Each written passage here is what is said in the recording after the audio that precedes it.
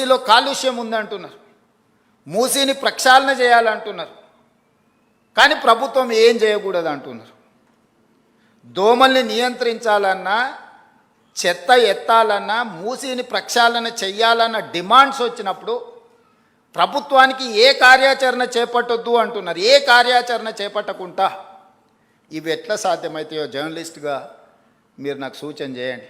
Gujarat Ahmedabad Sabarmati river front కట్టుకుంటుంది. 10,000 కుటుంబాలను తరలించింది అక్కడి నుంచి. వాళ్ళు సరైన ప్యాకేజ్ కూడా ఇవ్వలేకపోయారు. ఈరోజు ఢిల్లీ యమునా నదిని ప్రక్షాళన చేస్తారు. ఉత్తరప్రదేశ్ గంగా నది ప్రక్షాళన చేసిన మన గొప్పగా ప్రపంచానికి ప్రచారం కల్పించుకుంటారు. నాకేం అభ్యంతరం లేదు, మంచిది. It is an a good programme, activity. Why can't Musi river development? Ahmedabad Sabarmati river front చేసుకోవచ్చు, ఢిల్లీ యమునా నది రివర్ ఫ్రంట్ డెవలప్ చేసుకోవచ్చు, ఉత్తరప్రదేశ్ గంగా నది రివర్ డెవలప్ చేసుకోవచ్చు. హైదరాబాద్ నగరం మాత్రం మూసీ నదిని ప్రక్షాళన చేయొద్దు అనడము ఏ మేరకు సమంజసము? నేను ఒకటే అడుగుతున్నా, వద్దనే వాళ్ళని. మీరు మొత్తం ప్రాజెక్టే వద్దంటున్నారా?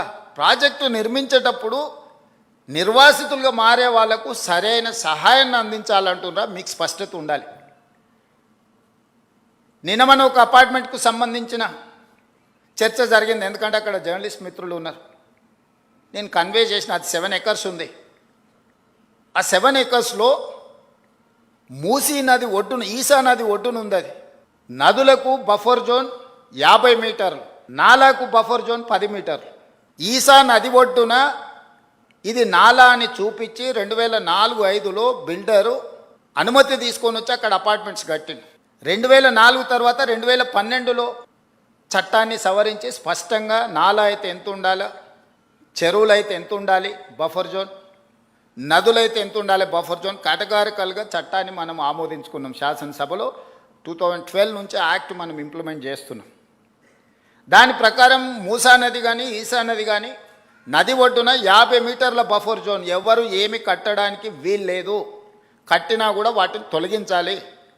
భూ యాజమాన్య హక్కులు మీ దగ్గర ఉన్న నష్టపరిహారం ఇస్తారు తప్ప అందులో ఎలాంటి నిర్మాణాలు జరగడానికి లేదు. NGT directions, supreme court directions, all constitutional authorities have decided to remove all these buffer zones.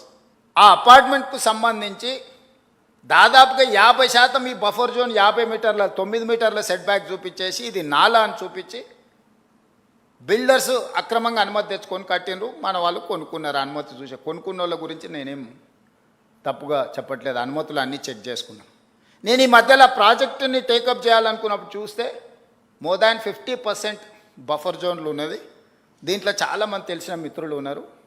అరే వీళ్ళకి ఏదన్నా నష్టం జరిగేటట్టుంది, మనం చేయగలిగిన సహాయం చేద్దామని మా అధికారులకు చెప్పి వాళ్ళ దగ్గర పంపించి వాళ్ళతో చర్చ చెప్పిన. మరి వాళ్ళకి ఎంత చేరిందో తెలియదు, అందుకే ఈరోజు ఇక్కడ నుంచి చెప్పదలుచుకున్నా. వాళ్ళకి ప్రత్యామ్నాయంగా పక్కనే 7 ఎకరాలకు 7 ఎకరాల ల్యాండ్ ఇచ్చి ఇప్పుడు ఎంతైతే స్క్వేర్ ఫీట్ కన్స్ట్రక్షన్ చేసిందో కొత్త నిర్మాణానికి అవసరమైన డబ్బులు బ్యాంకులో డిపాజిట్ చేస్తా, మీరే ఒక సొసైటీ పెట్టుకొని మీరు కట్టించుకోండి. ఇది ఇంకా భవిష్యత్తులో ఎప్పుడు మీకు అమ్ముకోవడానికి కొనుక్కోవడానికి కూడా ఉండదు. ఈ 50 మీటర్ల బఫర్ జోన్ అనేది బ్యాన్ చేస్తాం. ఇప్పటికిప్పుడు కూలగొట్టకపోయినా భవిష్యత్తులో అది మీకు 0 వాల్యూ అవుతుంది. మీ మేలు కోసం మీరు నష్టపరిహారం తీసుకొని మీరు వేరే దగ్గరికి వెళ్ళి కొనుక్కుంటాం అంటే మీ ఇష్టం. లేదు అంటే మీ ఎంత స్థలం ఉందో అంతే స్థలం ఆ పక్కన ప్రభుత్వ స్థలాన్ని కేటాయించి ఈ నిర్మాణానికి అవసరమయ్యే నిధులు కూడా ప్రభుత్వం ముందే మీ బ్యాంకులో డిపాజిట్ చేస్తుంది. మీరు ఒక అసోసియేషను, మీ ఎట్లాగూ అపార్ట్మెంట్స్ వెల్ఫేర్ అసోసియేషన్ ఉంటుంది కదా, మీరు మీకు డిపాజిట్ చేస్తాం, మీరు కట్టుకోండి అని మేము చెప్పినాం. అది రాజకీయ రంగుగా మారి ప్రతి రాజకీయ పార్టీ అక్కడికి వెళ్ళి వాళ్ళ పట్ల సానుభూతి చూపిస్తున్నారు. సానుభూతితో ఇది సమస్య పరిష్కారం కాదు. నేను ఆ మిత్రులకు సవినయంగా విజ్ఞప్తి చేస్తున్నా. 50 మీటర్ల చట్టము అమల్లో ఉంది. ఆ చట్టాన్ని నేను మార్చలేను. నేషనల్ గ్రీన్ ట్రిబ్యునల్ నుంచి సుప్రీంకోర్టు వరకు ఇచ్చిన గైడ్లైన్స్ ప్రకారం ఏర్పడింది. ఆ 50 మీటర్ల బఫర్ జోన్లో ఉన్న అన్ని అపార్ట్మెంట్స్ 0 వాల్యూ, నివసించడానికి పనికొస్తుందేమో కానీ దాని ఫైనాన్షియల్ వాల్యూ 0.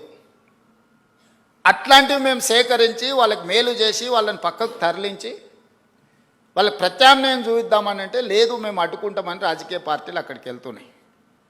ఎవ్వరు వీళ్ళు ఉండరు, 2 రోజులు టీవీలలో పేపర్ల వార్తల కోసం మీ దగ్గరకు వస్తారు, మీ కన్నీళ్ళు వాళ్ళకు ఓట్లుగా మార్చుకుందామన్న ఆలోచన చేస్తున్నారు తప్ప మీకు సహాయం అందించాలనుకుంటే ప్రభుత్వంతో చర్చించాలి. అవునయ్యా వీళ్ళకి ఇక్కడ నష్టం జరుగుతుంది, నువ్వు ప్రత్యామ్నాయంగా ఏమిస్తావో చెప్పు అని ప్రభుత్వంతో చర్చించాలి వచ్చే ప్రతినిధులు.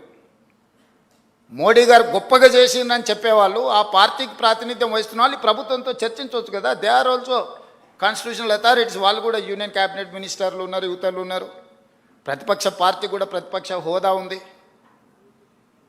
వాళ్ళందరూ వచ్చి కూర్చొని అవును ఇక్కడ నుంచి మూసీ పరివాహక ప్రాంతంలో 2 వైపులా 50 మీటర్ల బఫర్ జోన్లో ఎవరెవరు ఎఫెక్ట్ అవుతున్నారు, వాళ్ళు ఎంత పేదవాళ్ళు, గుడిసెతో ఉన్నారా, ఇల్లుతో ఉన్నారా, వాళ్ళకి ఏం నష్టం జరుగుతుంది, వాళ్ళ సొంత భూమి ఉందా, ప్రభుత్వ భూమి ఉందా, వాళ్ళకి ఏమి ఇస్తే బాగుంటుందో మనం చర్చిద్దామని నేను చెప్తున్నా. నువ్వు చర్చించడానికి లేదు, నువ్వు కట్టడానికి లేదు, మేము చేయలేదు కాబట్టి నువ్వు చేయొద్దు, నువ్వు చేయలేదు కాబట్టి నువ్వు ఇంటికి పోయినావు, నేను చేస్తానే నమ్మకం ఉంది కాబట్టి నేను కుర్చీలో కూర్చున్నా. ఇక నీకు నాకు తేడా లేకపోతే ఇంకా విషయం ఏమున్నది? అందుకే మన నగరాన్ని కాపాడుకోవడానికి, మన నగరం అంతర్జాతీయ నగరంగా రాణించడానికి, మన నగరం ఒక దేశ ఆర్థిక వ్యవస్థకి వెన్నెముకగా మారడానికి మీ అందరి సహకారం నాకు కావాలి. ఇది నేను నా ఒక్కడి కోసం, నా ఇంటి కోసం చెప్పడం లేదు. మీరందరూ మహిళా జర్నలిస్టులు అనుకుంటే రేపు 13th రోజు తాజ్ కృష్ణాలో పవర్ పాయింట్ ప్రజెంటేషన్ ఈ మూసీ నది మీద ఫేజ్ 1 మీద ఈరోజు డీటెయిల్ ప్రాజెక్ట్ రిపోర్ట్ ఇవ్వబోతున్నా. గాంధీ స్టాచ్యూకి 5,000 కోట్లు ఖర్చు పెడుతున్నారు. ఎవడన్నా బుర్రుండేటోడు 5,000 కోట్లు ఖర్చు పెడతాడు ఆ స్టాచ్యూకి. స్టాచ్యూ కాస్ట్ 70 కోట్లు. ఆడ విజ్ఞాన మందిరం మొత్తం కట్టడానికి 100+ ఏదో అవుతుంది, టోటల్ కలిపితే కూడా 200 కాదు. అంబేద్కర్ భవన్కి 220 కోట్లు పెట్టారు, సంతోషం. మహాత్మా గాంధీ ఒక విజ్ఞాన కేంద్రానికి ఒక 200 కోట్లు పెడితే మీకు వచ్చిన కష్టం ఏంటి? దాన్ని 5,000 కోట్లు 10,000 కోట్లు అని చిలువలు పలువలు చేస్తారు. నిజం గడప దాటకంటే ముందే అబద్ధం ఊరంతా తిరిగి వస్తుంది. ఏ మాటలు అవి? ఒక్కటన్నా సక్కని మాట ఉన్నదా? నీ నోట్లకెళ్ళి వచ్చే ఒక్క మాటకు విలువ ఉన్నదా? గరీబోళ్ళ ఇండ్ల మీద వాడి కూలగొట్టుడే కాకుండా నేను చెప్తున్నాడు ముఖ్యమంత్రి, నేను ఈ చెర్ల ఉన్న ఈ చెర్ల పొంట ఉన్న కొన్ని బిల్డింగ్లను బ్లాక్ చేసిన, వాటికి రిజిస్ట్రేషన్లు బంద్ చేయించిన, వాటికి ఇప్పుడు వాల్యూ 0 ఉన్నది, 0 వాల్యూ అయిపోయింది అది అని మాట్లాడుతుంది.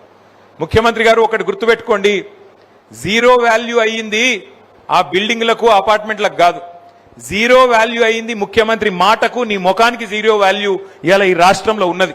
నిన్నెవడు నమ్ముతలేడు, ఇవాళ ఈ రాష్ట్రంలో ఒక్క మనిషి కూడా నిన్ను నమ్ముతలేడు. నువ్వే కదా చెప్తివి 2,500 రూపాయలు ఇస్తా అన్నావు మహిళలందరికీ, 18 ఏళ్ళు నిండిన ఆడబిడ్డలందరికీ 2,500 నెలకిస్తా అన్నావు. మరి 27 నెలలు అయిపోయా, 27 నెలలు అయిపోయింది. మరి ఇప్పటికీ ఒక్క పైసనని ఇచ్చినవా? ఒక్క ఆడపిల్లకి ఇచ్చినవా? 18 ఏళ్ళు నిండిన ఆడబిడ్డలు మన రాష్ట్రంలో 1,68,00,000 మంది ఉన్నారు. వాళ్ళందరూ ఎదురు చూస్తాను, ఎప్పుడు స్టార్ట్ అవుతుంది మహాలక్ష్మి పథకం, ఎప్పుడు పడతాయి 2,500 అని. కోడళ్ళకేమో 2,500 అన్నాడు, అత్తలకు ఎంత అని చెప్పిండు 4,000 ఇస్తా అన్నాడు. అత్తలకు 4,000, కోడలకు 2,500. కేసీఆర్ ఒక అత్తకిస్తున్నాడు, లేకపోతే ఆ ఇంట్లో ఉండే తాతకిస్తున్నాడు, ముసలమ్మకో ముసలయ్యకో ఇద్దరు ఒక్కలకే ఇస్తుండు, నేను ఇద్దరికి ఇస్తా, ఇద్దరికి కూడా ఇస్తా అని చెప్పిండు. ఒక్కలకన్నా ఇచ్చినావా? కనీసం 19 లక్షల మంది ఇవాళ పెన్షన్ల కోసం ఎదురు చూస్తా ఉన్నారు. రిటైర్ అయిన ఉద్యోగులు వాళ్ళు తనలాడుతున్నారు ఈ ప్రభుత్వం వచ్చిన కాడికెళ్ళి. వాళ్ళకి ఇయ్యాల్సిన పైసలు ఇస్తలేడు. మీదికెళ్ళి ఉపన్యాసాలలో చెప్తున్నాడు మనకు చాలా ఆర్థిక కష్టాలు ఉన్నాయని. మరి నేను అడుగుతున్నా ముఖ్యమంత్రి గారు, ఆర్థిక కష్టాలు ఉన్న మాట నిజమే అయితే మింగ మెతుకులేదు, మీసాలకు సంపెంగ నూనె పెట్టినట్టు వెనకటికి ఎవడో మింగేతందుకు మెతుకులేదట, కానీ మీసాలకు మాత్రం సంపెంగ నూనె కావన్నట. మరి నువ్వే చెప్పబడుతుంది ఆర్థిక పరిస్థితి మంచిగా లేదు, ఇది బాగలేదు, అది బాగలేదని. మరి నీ ముఖానికి ఆ 1,50,000 కోట్లతో మూసీ సుందరీకరణ ఎవడు చేయమన్నాడు నిన్ను? నీకు మూసీ సుందరీకరణ మీదకి లోట్లేసిండ్రా? 6 గ్యారంటీలని నువ్వు కళ్ళబొల్లి కబుర్లు చెప్తే 10,000 కాదు 15,000 ఇస్తాను రైతులకు చెప్తే, నెలకు 2,500 రూపాయలు మహిళలకు ఇస్తానని చెప్తే, ముసలోళ్లకు 4,000 రూపాయల పెన్షన్ ఇస్తానని చెప్తే, యువకులకు 2 లక్షల ఉద్యోగాలు మొదటి సంవత్సరంలో ఇస్తానని చెప్పి నీ రాహుల్ గాంధీ చెప్తే, ఒక్కొక్క చదువుకునే పిల్లగానికి విద్యా భరోసా కార్డు 5 లక్షల రూపాయలు క్రెడిట్ కార్డులు ఇస్తానని చెప్తే, చదువుకునే ఆడపిల్లలకు బ్రహ్మాండంగా స్కూటీలు ఇస్తానని చెప్తే ఇవన్నీ ఈయన నమ్మిండ్రు. నమ్మి 10 ఏళ్ళు కేసీఆర్ను చూసినాం కదా, ఒక్కసారి వీళ్ళని చూద్దాం ఏంది అని చూసిండ్రు. ఇప్పుడు చూసిన పాపానికి ఏమైంది అంటే, అన్నా కేసీఆర్ అన్నా ఎక్కడున్నావు అని చెప్పి అలా ఇండ్లు గులగొడుతుంటే లొల్లి పెడుతున్నారు. అందుకే కేసీఆర్ గారు మనం చెప్పిండు, కత్తేమో వానికి ఇస్త్రీ, యుద్ధమేమో నన్ను చేయమని పడితిరి, యాడికెళ్ళి చేయాలి నేను అని కేసీఆర్ గారు ఇలా చెప్తా ఉన్నారు. అందుకే ఆలోచించుకొని ఓటేయాలి. ఎవరు మనకు మంచి చేసే నాయకుడు, ఎవరు రాష్ట్రం తెచ్చిన నాయకుడు, ఎవరు రాష్ట్రం రాకుండా తెలంగాణ ఉద్యమకారుల మీద తుపాకీ పట్టుకొని పోయిన నాయకుడు, ఎవరు ఆనాడు తెలంగాణ కోసం సావు నోట్లో తలబెట్టి తెలంగాణ తెచ్చిన నాయకుడు, ఈ ఆలోచనలన్నీ మనకుంటే మనం కరెక్ట్ గా ఆలోచిస్తేనే మనకు న్యాయం జరుగుతుంది తప్ప లేకపోతే మాత్రం న్యాయం జరగదు. ఇవాళ ఈ రాష్ట్రంలో ప్రజలు, రైతులు ముఖ్యంగా తీరని కోపంలో తీరని దుఃఖంలో ఉన్నారు. రుణమాఫీ గాలే, రైతు బంధు వడది, కరెంటు కేసీఆర్ ఉన్నప్పుడు మంచిగా వస్తుండే, కరెంటు కూడా దిక్కు లేదు, బోనస్ రాదు, టైంకు పంటలు కొనరు, ఆగమాగం అయిపోయింది ఈ రాష్ట్రంలోని రైతాంగం పరిస్థితి. అందుకే నేను అంటున్నా, ముఖ్యమంత్రి గారు రైతు బంధు మీద దృష్టి పెట్టు, రాహుల్ బంధు మీద కాదు. నీ సీటు మంచిగానే ఉంటది, ఏం కాదు. ఎందుకంటే మీ పార్టీలో ఏం లేదు ఆడ విషయం అందరికీ ఎరికే. నీలాగా దోపిడీ చేయగలిగే శక్తి, నీలాగా ఢిల్లీకి కప్పం కట్టగలిగే శక్తి ఇంకో కాంగ్రెస్ నాయకునికి లేదు. సంవత్సరానికి 1000 కోట్లు ఇచ్చే శక్తి నీకు మాత్రమే ఉంది. ఆ దోపిడీ చేసే ఆట్టు నీకు మాత్రమే ఉంది. కాబట్టి నీ కుర్చీకొచ్చిన గండమేం లేదు. ఇప్పటికైనా నువ్వు మున్సిపల్ ఎన్నికల్లో మాటిచ్చినావు. మున్సిపల్ ఎన్నికల ప్రచారంలో ముఖ్యమంత్రి చెప్పిండు, మున్సిపల్ ఎలక్షన్ అయిపోగానే తెల్లారో మర్నాడో 9,000 కోట్ల రైతు బంధు వేస్తా అని చెప్పిండు. ఎప్పుడు? ఫిబ్రవరి 10వ తారీఖో ఫిబ్రవరి 9వ తారీఖో చెప్పిండు.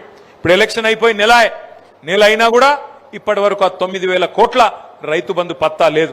ముఖ్యమంత్రి గారికి నేను ఒకటే విజ్ఞప్తి చేస్తా ఉన్నా, ఇప్పటికైనా బుద్ధి తెచ్చుకొని ఇచ్చిన 6 గ్యారంటీలు, మీరు ఇచ్చిన పేదలకు ఇచ్చిన కార్యక్రమాలు, బీసీలకు చెప్పినావు, బలహీన వర్గాలకు 1,00,000 కోట్ల బడ్జెట్ అన్నావు, సంవత్సరానికి 20,000 కోట్ల బడ్జెట్ పెడతా అన్నావు. మరి 3వ బడ్జెట్ నీ ప్రభుత్వం పెట్టబోతా ఉంది. రాష్ట్రంలోని బీసీలందరూ చూస్తున్నారు, పెడతావా లేదా? పోయిన 2 సార్లు ఎగ్గొట్టినావు. సంవత్సరానికి 20,000 కోట్లని 2 బడ్జెట్లు కలిపి కూడా ఇప్పటి వరకు 20,000 కోట్ల బడ్జెట్ పెట్టలేదు ముఖ్యమంత్రి రేవంత్ రెడ్డి. మరి ఇప్పుడు ఈ బడ్జెట్ లోనన్నా 16 తారీఖు నుండి ప్రారంభమయ్యే బడ్జెట్ లోనన్నా ఖచ్చితంగా బీసీలకు 20,000 కోట్లు పెడతావా లేదా అని చెప్పి రాష్ట్రంలోని ప్రతి బీసీ బిడ్డ నిధికే చూస్తున్నాడు. దళితులకు ఆనాడు కేసీఆర్ గారు ఉన్నప్పుడు దళిత బంధు అనే ఒక పథకం తీసుకొస్తే ఆ రోజు ఇదే రేవంత్ రెడ్డి గారు, ఇదే కాంగ్రెస్ పార్టీ ఏమన్నది, కేసీఆర్ ఇచ్చే 10 లక్షలు ఏ పాటిది, మేము 12 లక్షలు ఇస్తాం, ఆయన దళిత బంధు ఇస్తే మేము అంబేద్కర్ అభయహస్తం ఇస్తాం అని డైలాగులు కొట్టిండ్రు.